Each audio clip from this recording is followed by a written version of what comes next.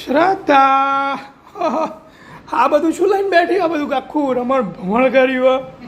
હા અરે ચાટીવા બેહી હતી. હા. આ લસણ ઉપરથી પેલા આપી છે. ઈવન ખેતરમાં વવાયો ને તે મંગાવ્યું હતું. બરાબર. તેને કીધું ટ્રાય કરો લસણ એમ કહો અમારા ખેતરનું સરસ આવે મેં કીધું લેતા આવજો તો જો મંગાવ્યું લસણ તે હવે સાફ કરી ભરવાનું. પણ આ બધું શું? આ અહીંયા પડ્યું થોડું લસણ, તું પેલું કોક અલગ લસણ, સફેદ લસણ, આ કોક લાલ લસણ જેવું દેખાય, કાળું આ લાલ અને આ પાછું કાળું. અરે એવું નહીં, આ તો આપણે રેગ્યુલર ખાઈએ ને એ જ લસણ છે. એને સાફ કરી દીધું સરસ છે. જોવા એના ખેતરનું છે પણ મસ્ત.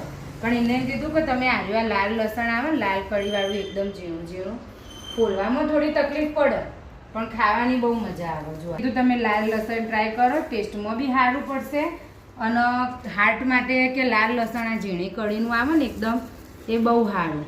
તો કે તમે એકવાર ટ્રાય કરી જુઓ. તમે બહુ ઝીણી કઢી પણ બહુ ઝીણી પણ કે ટેસ્ટમાં અને શરીર માટે બહુ જ સારું અને આનાથી જલ્દી એસિડિટી બી ના થાય. ફોલવામાં તકલીફ પડશે પણ ખાવામાં ટેસ્ટમાં મજા આવશે અને હાર્ટ માટે લાલ લસણ બહુ સારું ઝીણી કઢીનું. તો મેં તો લાવો તાણા વખત ટ્રાય કરીએ તે 1 કિલો મંગાવી જોઈએ. તો બસ અત્યારે એક ચાલે લસણ ભરવાનું.